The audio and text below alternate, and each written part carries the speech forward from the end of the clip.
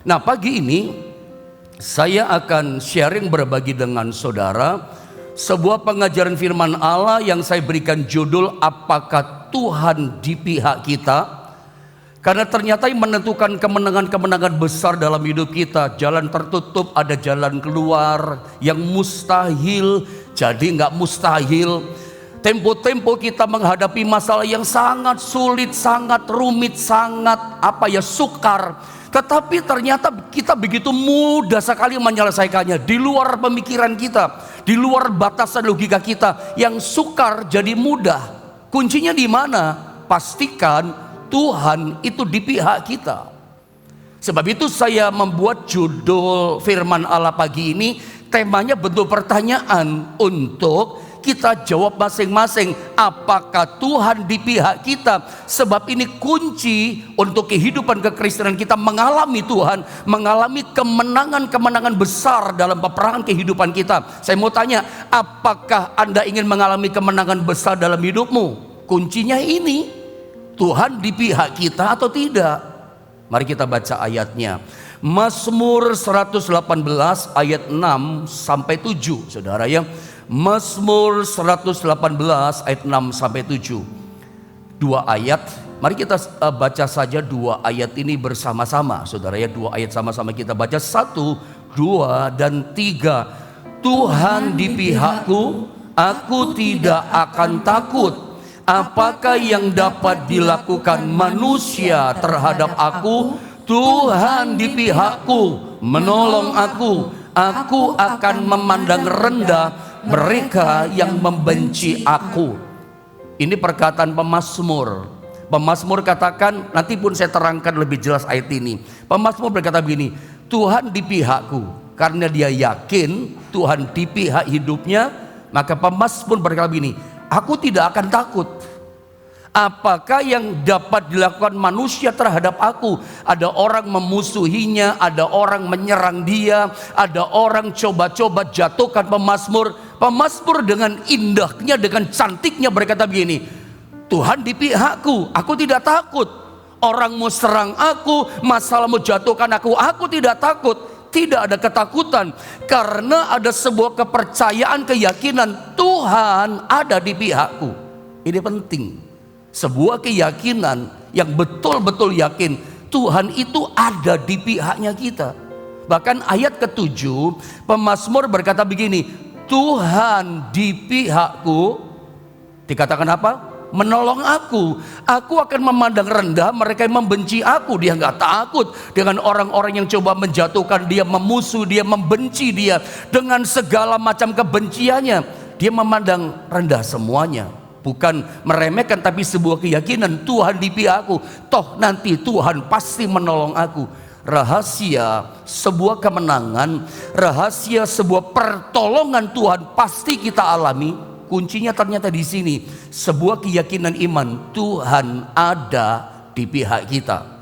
Makanya judul tema firman Allah pagi ini saya sodorkan bentuk pertanyaan, apakah Tuhan di pihak kita? Sebab ketika Tuhan benar-benar ada di pihak kita, Dia pasti menolong kita. Bahkan dikatakan kita gak akan takut hadapi tantangan apapun juga, karena Dia menolong kita. Makanya saya ingin sampaikan PowerPoint pertama sama saudara. Saya berharap sebelum Anda membaca PowerPoint ini, saya banyak menjumpai Anda screenshot, itu bagus. Karena saya memang rindu setiap tema-tema khotbah yang saya sampaikan pengajaran kepada saudara, orang bisa membaca, banyak orang Kristen, sebanyak-banyaknya orang Kristen mendengarkan firman Allah ini. Saya senang Anda screenshot, Anda bagikan. Saya banyak like di Facebook, saya banyak like juga di Instagram ya. Anda bagikan gambar-gambar saya senang. Anda gak perlu izin kepada saya, Pak Yohanes saya mau sharing, silakan. Saya dapatkan dari Tuhan hikmat, bagi sebanyak-banyaknya. Anda mau pakai khotbah saya pun kalau hamba Tuhan, silakan, gak perlu izin gitu ya. Ngapain izin gitu saudara ya. Ini dari Tuhan. Saya akan sangat senang kalau sebanyak-banyaknya jemaat Tuhan, orang Kristen mendengarkan firman Allah ini. Walaupun dalam tanda petik bagian awal, saya harus sampaikan ini sama saudara. Saya mau begini, menurut saya Anda mesti menangkap firman Allah ini dengan baik ya. memahaminya, mencernanya dengan baik-baik supaya nggak salah paham. Karena mungkin apa yang saya sampaikan begitu saya lepaskan perkataan ada tanda tanya, kok gitu ya, kok gitu ya. Karena mungkin apa yang Anda tangkap selama ini berbeda dengan apa yang saya ajarkan. Makanya dari kalimat awal saya katakan saya ingin Anda memahami, mencerna pengajaran firman yang saya lepaskan sama saudara. Dicernanya, dimakannya baik-baik. Sekalipun Anda berkata gini, masa sih timbul pertanyaan. Tapi saya ingin pagi ini sebanyak-banyaknya orang Kristen mendengarkan pengajaran firman Allah ini supaya paham tentang Tuhan di pihak kita. Hal pertama saya mau sampaikan begini, Anda lihat di screen saudara, yang kita butuhkan, ini suka jadi pertanyaan saudara ya, benerkah ini gitu, perhatikan baik-baik, cerna baik-baik. Yang kita butuhkan sebenarnya bukan hanya sebatas penyertaan Tuhan. Jadi artinya saya sedang berkata sama saudara-saudara jemaat yang aku kasihi, penyertaan Tuhan saja tidak cukup. Nah, Anda boleh bertanya-tanya kan, cerna baik-baik perkataan saya ini. Jangan dipotong dulu, perhatikan baik-baik. Tapi saya sodorkan dari awal, kan saya udah ngomong dari awal sama saudara, cerna baik-baik. Sesungguhnya yang kita butuhkan dalam kekristenan kita ya, bukan hanya sebatas penyertaan Tuhan. Atau lebih tajam saya katakan, penyertaan Tuhan saja tidak cukup Pak, tidak cukup. Karena ternyata untuk disertai Tuhan kita tidak perlu melakukan apa-apa.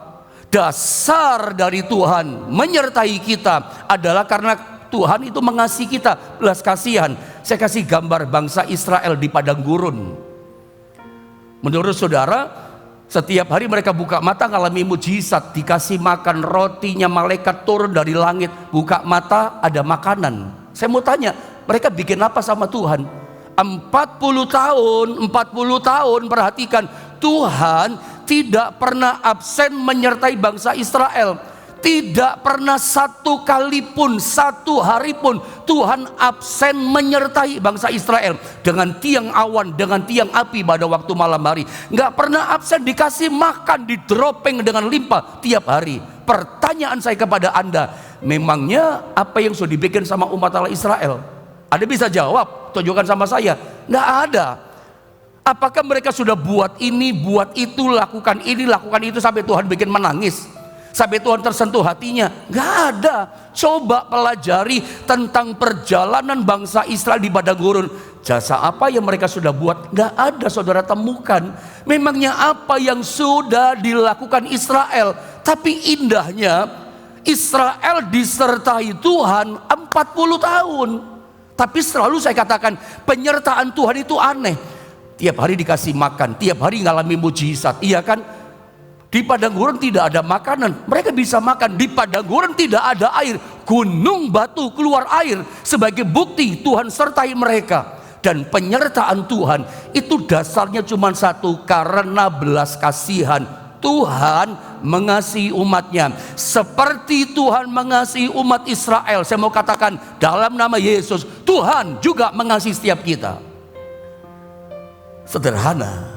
Makanya saya katakan dari awal, saudara, tidak cukup kita modal cuma disertai Tuhan.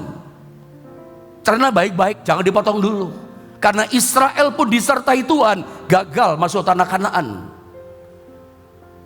Karena ternyata saudara ya, dasar penyertaan Tuhan itu sederhana. Dia sertai Israel, disertai kita. Dia ada, dia nggak pernah tinggalkan kita. Dasarnya cuma satu, belas kasihan Tuhan. Perhatikan gambar berikutnya. Jadi yang kita butuhkan sebenarnya bukanlah hanya sebatas penyertaan Tuhan. Yang kita butuhkan bukan sebatas Tuhan beserta dengan saya.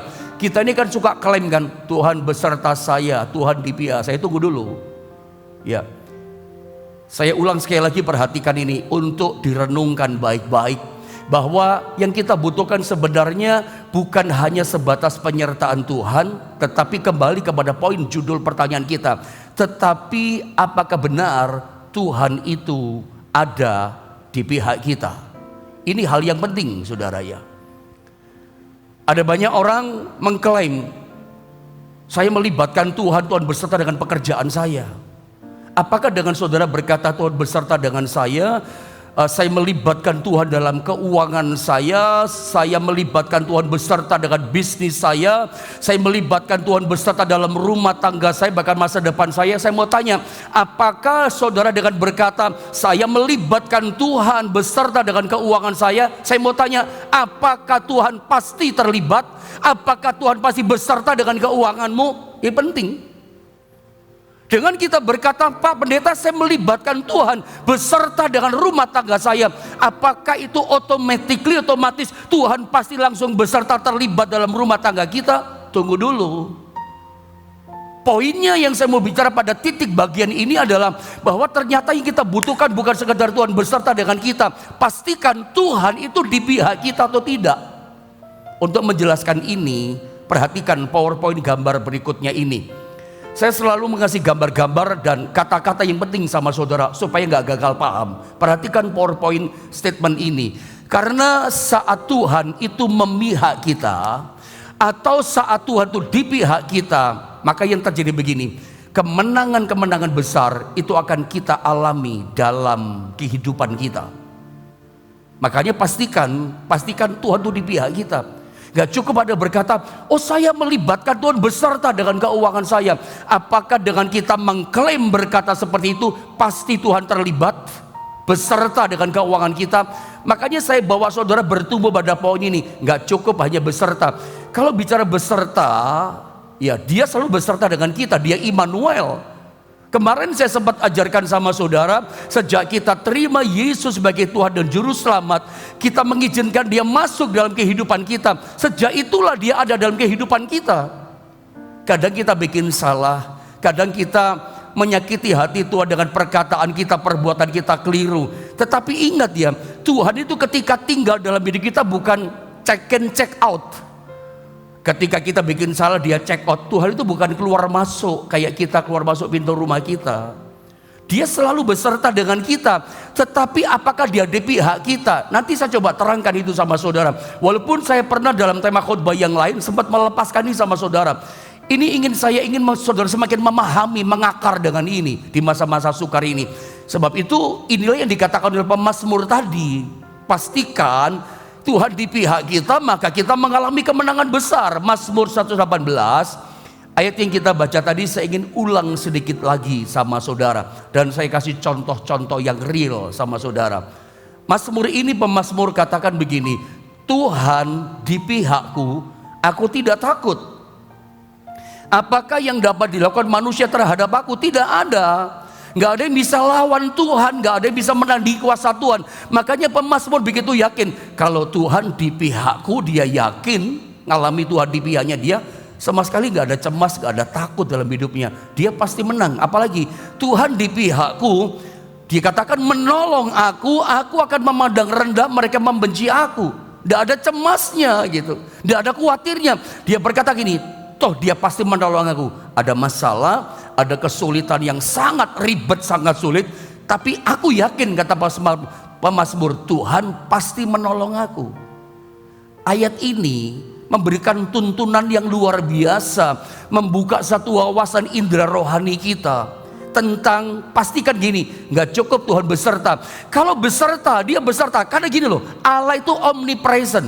Coba bilang sama-sama saya, Allah itu omnipresent. Anda boleh catat di chat saudara, baik di YouTube channel GSP di Jombang maupun di akun Facebook Johannes Loftali. Anda boleh katakan sebagai iman kita, Allah itu omnipresent.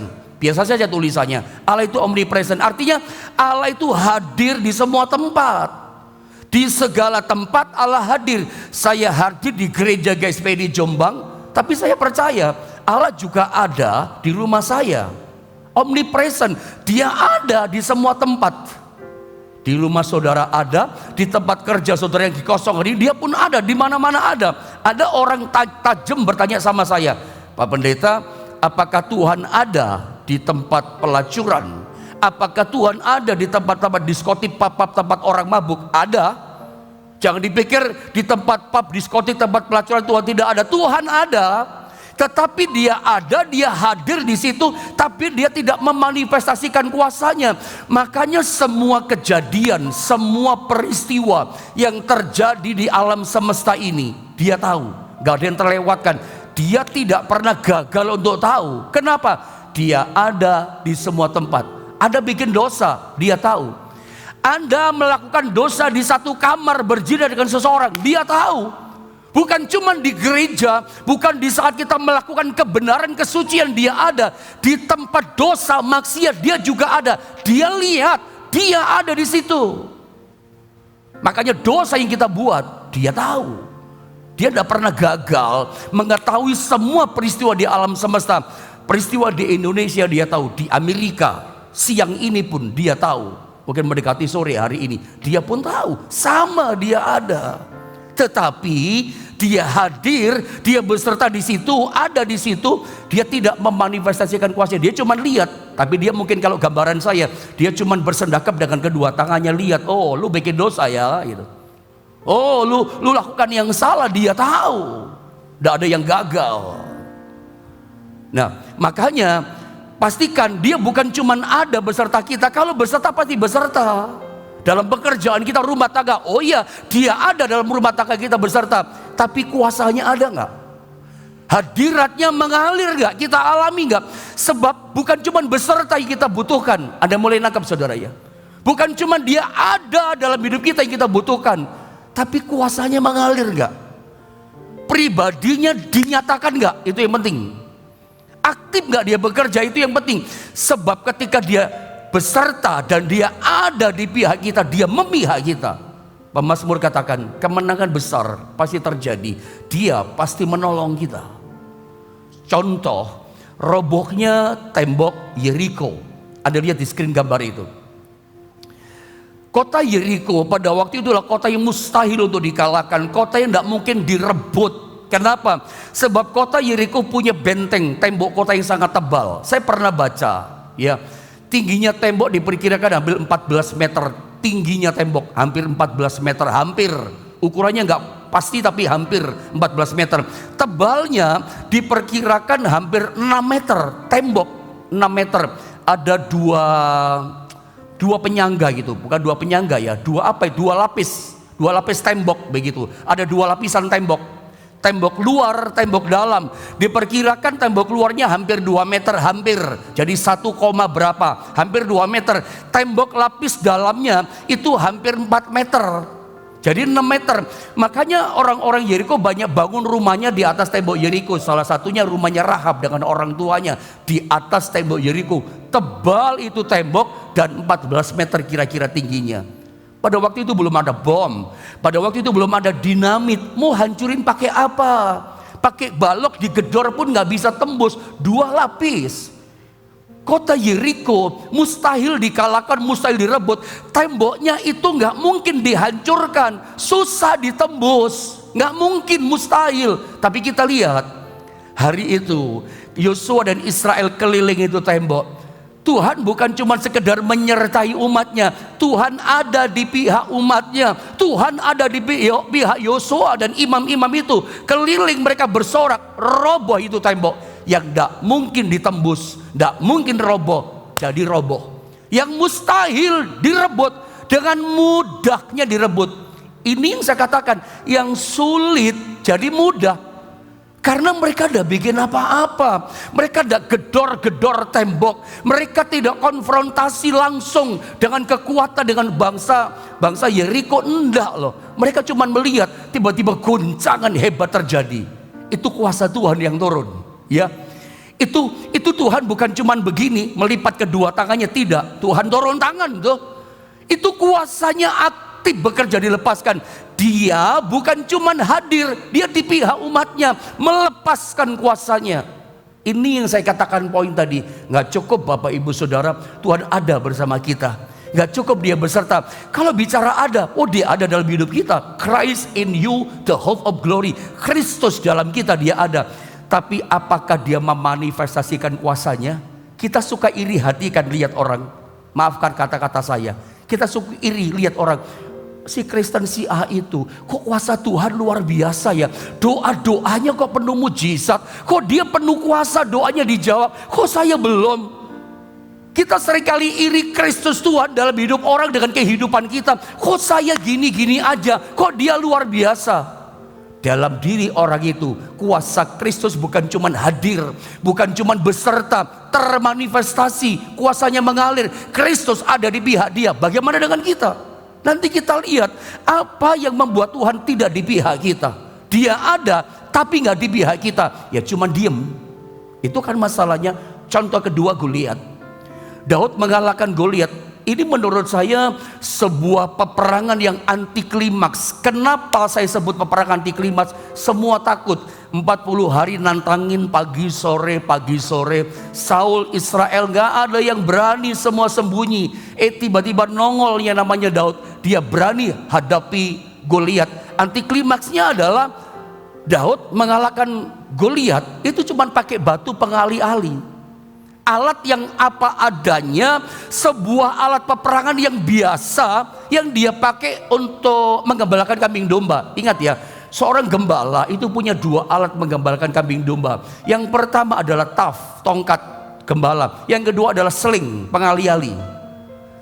Seringkali yang dipakai gembala adalah tongkat. Ini dalam kasus tertentu. Untuk kalahkan singa, kalahkan beruang, dalam kasus tertentu jarang dipakai. Tapi hari itu dipakai kalahkan Goliat. Senjata batu yang biasa banget, biasa gitu loh. Tapi yang biasa jadi luar biasa. Sebab ketika batu itu dilepaskan, keberpihakan Tuhan kepada Daud, itu membuat batu itu diari kuasa kayaknya. Kecepatannya berapa kilometer per jam, melesat sangat kuat. Kena jidatnya, jatuh dan mati Goliat. Saudara lihat, yang biasa jadi luar biasa. Anti klimaksnya ini Goliat gak mungkin dikalahkan, sulit dikalahkan, mustahil orang Israel bisa kalahkan Goliat. Tapi lihat, lagi-lagi saya pilih kata ini, yang sulit jadi mudah, yang sukar jadi mudah. Sekali ketepil, gak perlu waktu berjam-jam mengalahkan Goliat. Mungkin hitungan menit, mungkin gak sampai 5 menit, jangan-jangan gak sampai 5 menit, udah kalah. Memangnya berapa menit lempar ketepil, swing, berapa menit coba? Gak sampai 5 menit kan, musuh dikalahkan.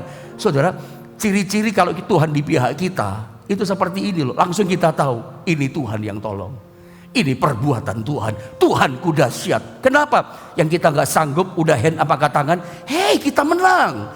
Tiba-tiba ada jalan keluar. Itu ciri-ciri bahwa Tuhan ada di pihak kita. Bukan cuma sekedar dia ada, bukan cuma sekedar dia beserta. Kalau dia cuma beserta tapi melipat kedua tangan, itu dia ada tapi seperti dia tidak ada. Nggak enak banget ya kekristenan kita begitu. Dia ada dalam hidup kita tapi seperti nggak ada. Kenapa? Doa nggak dijawab, minta tolong nggak ada pertolongan, susah begini. Dia ada tapi seperti nggak ada. Saya berdoa pagi ini, Tuhan ada dalam hidupmu dan kuasanya juga ada termanifestasi dalam hidup saudara. Itu artinya Tuhan di pihak saudara. Bagaimana dengan peperangan Gideon mengalahkan Midian? Tidak seimbang. Gideon hanya dengan 300 tentara prajurit mengalahkan 135.000 prajurit. Ini nggak mungkin bisa dikalahkan, tapi yang nggak mungkin jadi mungkin. Dan caranya pun anti klimaks menurut saya. Nggak pakai senjata, pedang, tombak, lembing, panah. Senjatanya Tuhan katakan, kamu bawa obor yang menyala dan buli-buli kendi, ditutup obornya. Tuhan katakan, sekarang pecahkan buli-buli, pecahkan, dar, obornya nyala. Itu orang-orang tentara Midian 135.000 orang kabur matanya. Tiba-tiba gak bisa lihat dengan jelas siapa kawan, siapa lawan. Kawan pun dianggap lawan, dibunuh. Mereka bunuh-bunuhan satu demi satu. Sampai semua mati terbunuh, mereka yang bunuh. Gideon dan Israel gak bikin apa-apa. Mereka cuma nyalakan obor. Mereka cuma menonton. Mereka cuma melihat kemenangan besar. Mereka cuma melihat. Mereka langsung tahu ini kuasa Tuhan yang bergerak.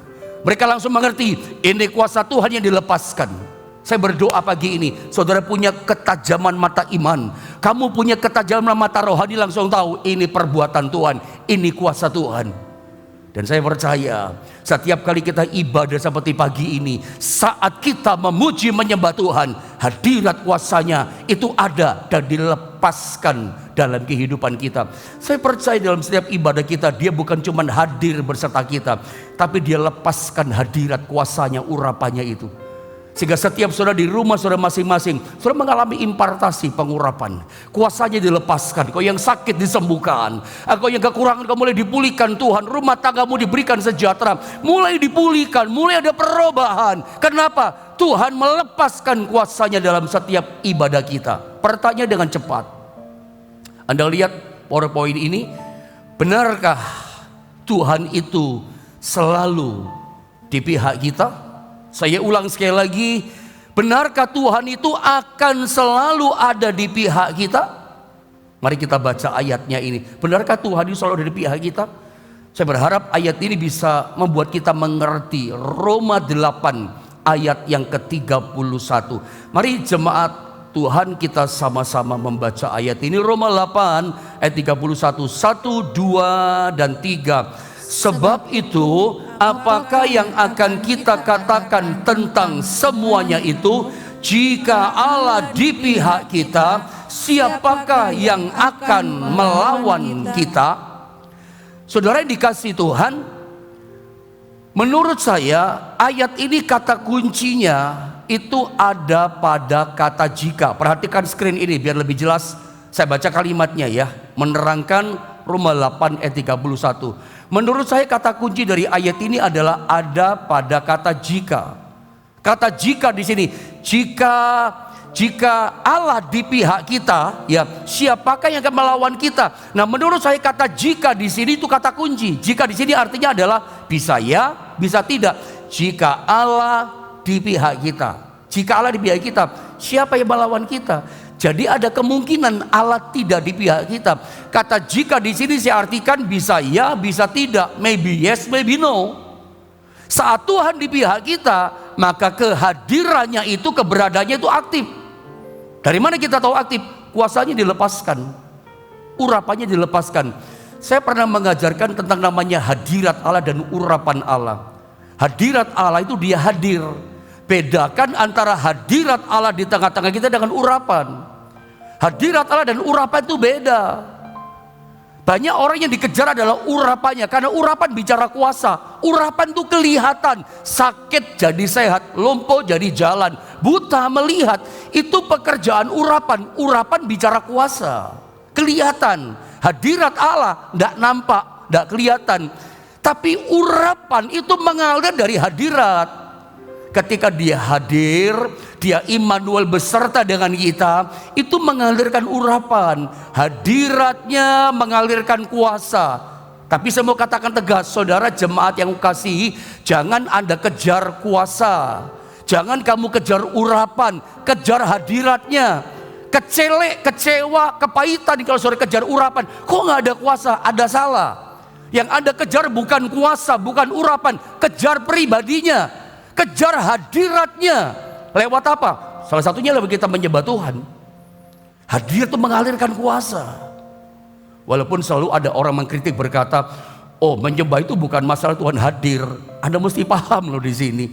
Kadang-kadang hamba Tuhan orang ngomong seenaknya. Kadang-kadang suka bahkan ada hamba Tuhan langsung jas itu worship leader ketika berkata seperti itu langsung disalahkan di depan mimbar. Tapi tunggu dulu, hamba Tuhan yang ngomong ini jangan-jangan tidak ngerti maksud firman Allah ini. Oh dia memang selalu ada. Kita menyembah gak menyembah, memuji gak menyembah, dia ada. Kita mesti ngerti dia beserta, dia bukan check out check in kok. Dia ada, tapi mengalirkan kuasa atau tidak. Makanya kita mesti datang dengan hati yang sungguh-sungguh. Hati yang rendah, hati yang suci, menyembah dia. Supaya hadiratnya ini mengalirkan kuasa. Anda mesti paham loh. Makanya jangan ngomong seenaknya berkata, oh ngapain pakai pujian penyembahan Tuhan hadir. Ya memang kenyataannya begitu. Ada cerita tentang Yosafat kan berperang dengan tentara-tentara itu dikalahkan lewat pujian. Bahwa engkau setia sampai selama-lamanya, kau udah berubah kesetiaanmu, pujian itu kan. bahwa Engkau baik, bahwasanya sampai selama-lama kasih setiamu ketika memuji Tuhan, mengalirkan kuasa. Saudara, kalau Tuhan bicara ada, Dia ada setiap hari dalam hidup kita, beserta dalam ibadah kita, mengalirkan kuasa, tidak kehadirannya. Jadi jangan main potong orang ngomong, saudara ya. Ketika orang ngomong soal pujian penyembahan, orang suka main potong. Kasihan kalau worship itu dikatakan langsung diserang di mimbar, itu kan mempermalukan namanya. Padahal yang ngomong tidak paham gitu, saudara ya, tentang bedanya hadirat sama pengurapan. Pengurapan itu lahir keluar dari hadirat. Dalam ibadah dia ada, loh pasti ada. Tetapi aktif gak keluar kuasanya itu. Jadi Anda mesti pahami dengan baik. Ketika Tuhan tidak ada di pihak kita, bukan berarti Dia check out dari kita. Bukan berarti Dia tinggalkan kita, enggak. Dia tetap menyertai kita, tetap bersama dengan kita. Dia ada di hidup kita, tetapi kehadirannya cuman pasif. Lipat tangan, liatin kita, lalu ngapain gitu. Mungkin kita bikin menyembah Tuhan, tapi hidup kita nggak benar. Saya dengan cepat saja dengan waktu. Ayat ini kemarin kita baca, saya lewat saja ya, bahwa Tuhan sekali-kali tidak akan pernah tinggalkan kita. Ini janji Tuhan buat kita. Ini dasar ayatnya. Dia selalu beserta dengan kita, Dia ada dalam hidup kita. Ibrani 13 ayat 15. Saya baca saja deh. Aku sekali-kali tidak akan membiarkan kamu. Ini firman, tidak akan pernah berlalu dari kita. Aku sekali-kali tidak akan membiarkan engkau, dan aku sekali-kali tidak akan meninggalkan engkau. Sampai kapanpun langit bumi hancur, ini tetap berlaku. Dia tetap ada bersama kita. Dia nggak tinggalkan kita. Pegang ini ayat. Tetapi keberadaannya itu pasif atau aktif itu saja. Mari kita lihat ini. Israel itu kalah berperang melawan kota Ai yang kecil. Lawan Yeriko menang. Tapi lawan kota Ai mereka kalah. Coba kita baca ya ayat ini ya. Saya ingin terangkan sedikit di sini supaya tidak kepanjangan bagaimana ini. Kemudian kembalilah mereka kepada Yosua dan berkata kepadanya, tidak usah seluruh bangsa itu pergi, biarlah hanya kira-kira 2 atau 3 ribu orang pergi untuk menggempur Ai itu. Janganlah kau susahkan seluruh bangsa itu dengan berjalan ke sana, sebab orang-orang di sana sedikit saja, kota Ai penduduknya kecil saja. Maka berangkatlah kira-kira 3.000 orang dari bangsa itu ke sana, ke kota Ai. Tetapi mereka melarikan diri di depan orang-orang Ai. Terus ayat 5, sebab orang-orang Ai menewaskan kira-kira 36 orang dari mereka. Orang-orang Israel dikejar dari depan pintu gerbang kota itu sampai ke Sebarim dan dipukul kalah di lereng. Lalu tawarlah hati bangsa itu amat sangat. Yosua pun ikut tawar hati. Sampai Yosua berkata begini, kenapa Tuhan suruh kami nyebrang sampai ke Yeriko, sampai ke sana, kalau kami hanya untuk kalah? Israel tidak terbiasa kalah gitu loh. Selalu menang. Pertempuran hebat melawan kota Yeriko pun menang mereka dengan cara yang cum laude, dengan cara yang luar biasa, kemenangan besar. Tapi lawan kota kecil kalah. Kenapa? Tuhan tidak di pihak mereka. Kenapa? Ada dosa. Achan bin Karmi mengambil barang tumpas, barang yang dikhususkan, yang Tuhan katakan bakar, tumpas sampai habis. Barang tumpas pun jadi tumpas. Jimat-jimat itu barang tumpas. Yang Tuhan katakan singkirkan, gak boleh ada, singkirkan. Ambil emas, ambil perak, ditimbun di tanah. Gara-gara dosa. Tuhan tidak di pihak Israel. Dia ada sih, tapi kalah. Ini cerita seperti siapa itu? Bangsa Israel. Hofni, Pinehas dengan Israel. Perang dekat Ebenezer. Itu mati 4.000 orang. Ambil tabut. Tabutnya dibawa. Tabut lambang penyertaan Tuhan, tabut lambang kehadiran Tuhan. Tua-tua Israel pikir ambil tabut, bawa ikut perang. Tapi ternyata meskipun ada tabut tetap kalah. Di situ kalah 30.000 orang. Dari 4.000 bawa tabut malah mati 30.000 orang. Tetap kalah. Padahal ada tabut penyertaan Tuhan. Tuhan itu ada, tapi tidak di pihak Israel. Kenapa? Hofni Pinehas itu imam pendosa, kedagingan hawa nafsu, berzina dengan perempuan di pintu gerbang bait Allah. Bagaimana Tuhan di pihak kita? Dia ada, tapi tidak termanifestasi, tidak aktif itu kuasa. Kapan Tuhan tidak di pihak kita? Saya nggak cukup waktu menjelaskan satu persatu, tapi catat saja ya, catat saja. Kapan Tuhan tidak di pihak kita? Dia ada, tapi nggak di pihak kita. Kapan? Nomor 1, saat kita hidup di luar kehendak Allah. Tapi kalau kita hidup dalam kehendak Allah, Dia pasti beserta kita. Makanya ketika Israel hidup di luar kehendak Allah, mencuri barang tumpas yang dikhususkan, mereka kalah. Hidup di luar kehendak Allah. Pastikan pagi ini hidup saudara seturut dengan kehendak Allah, yang serong-serong kembali ke jalan Tuhan. Kalau saudara ingin mengakhiri tahun 2022, 4 bulan ke depan kemenangan besar terjadi, mujizat besar terjadi, hiduplah dalam kehendak Allah, jangan di luar kehendak Allah, kembali kepada kehendak Allah. Nomor 2, kenapa Tuhan tidak di pihak kita saat kita mengasihi dunia? Yakobus 4 ayat 4 katakan, orang yang bersahabat dengan dunia mengasihi dunia. Nah, ini ada ayat saya baca ya. Hai kamu orang-orang tidak setia, tidakkah kamu tahu bahwa persahabatan dengan dunia adalah permusuhan dengan Allah? Kalau ada jinak-jinak dengan dunia, sahabat dengan dunia, engkau bermusuhan dengan Allah posisimu. Itu yang kedua. Yang ketiga, saudara ya, saat kita hidup dalam kesombongan.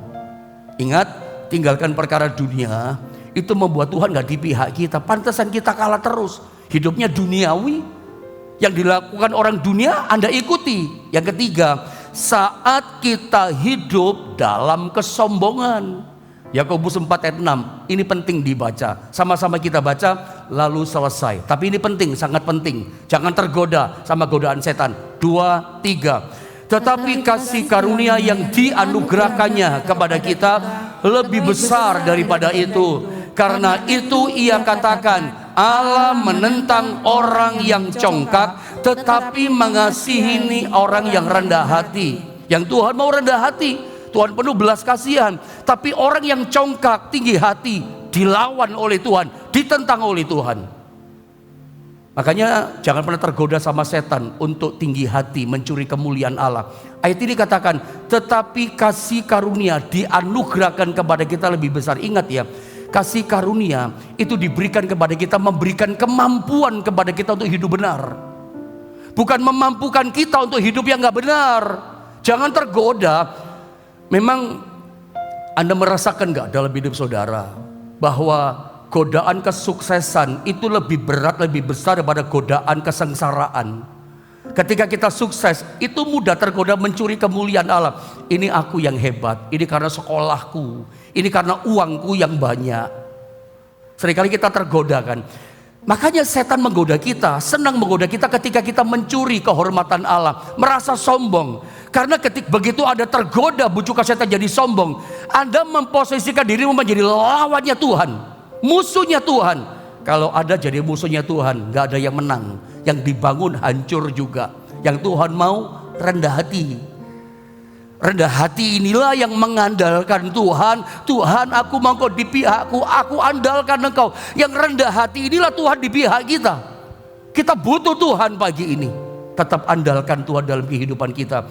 Jangan mengasihi dunia, tapi mengasihi Tuhan. Saya percaya ketika Tuhan ada bersama kita, Dia di pihak kita, penyakitmu disembuhkan, kemenangan-kemenangan besar Tuhan sediakan buat kehidupan kita.